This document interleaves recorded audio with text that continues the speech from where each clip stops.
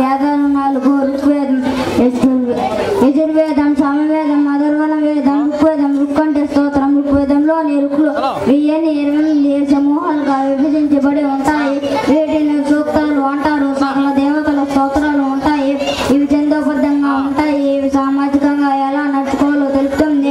ఈ ఋగ్వేదం అందరూ కలిసి ఒకే రకమైన మనసుతో ఆలోచించుగాక, అందరి హృదయాలు ప్రేమతో పొందింపబడుగాక, అందరికీ ఒకే లక్ష్యం ఉండుగాక, అందరూ ఆహ్లాదంగా జీవించరుగాక అనే మాటలతోనే ఋగ్వేదం పూర్తి అవుతుంది.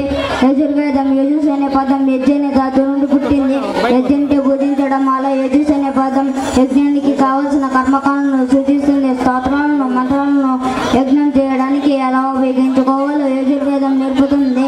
అశ్వమేధ యాగం, రాజసూయ యాగం, నమ్మకం, చమకంతో రుద్రగౌచం దీనిలో ఉన్నాయి. సంవేదం సామ అంటే మనసును శాంతిని ఇవ్వడం. సామ అంటే పాపాన్ని నశింపజేసేదే. గానం ప్రధానమైన వేదవాక్యము. ఋగ్వేదంలో ఉన్న స్తోత్రాలను సమవేదంలో మనోహరమైన సంగీతం కూర్చబడింది. భారతీయ సంగీతంలోని సప్త స్వరాలు ఒక సమవేదమే ఆధారం. దేవతల అనుగ్రహం పొందడానికి సమవేదమే మార్గం. భగవద్గీతలో శ్రీకృష్ణుడు నేను సమవేదాన్ని ఆడం బట్టి ఈ సమవేదం గొప్పతనం తెలిసింది. అధర్వణ వేదము. అధర్వణుడు అంటే ఆచార్యుడు అని అర్థం. అధర్వణుడు అనే ఋషులు ఈ వేదంలో మంత్రాలు లోకానికి తెలిసాయని చెప్తారు. కష్టాలను తొలగించడానికి, శత్రువులను సంహరించడానికి ఎన్నో మంత్రాలు ఈ వేదంలో చెప్పబడ్డాయి.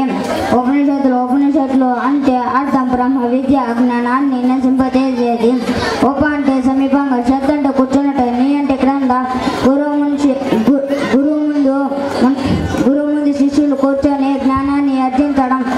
ఒకప్పుడు 1008 ఉపనిషత్తులు ఉండేవని ఇప్పుడు 108 లభ్యమవుతున్నాయని అంటారు. ఉపనిషత్తులు అనేక మంది రచయితలు కాపదించబడ్డాయి.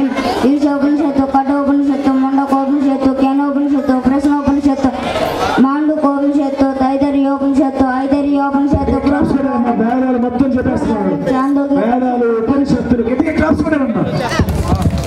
Thank you. Very good. Yashwanth Guru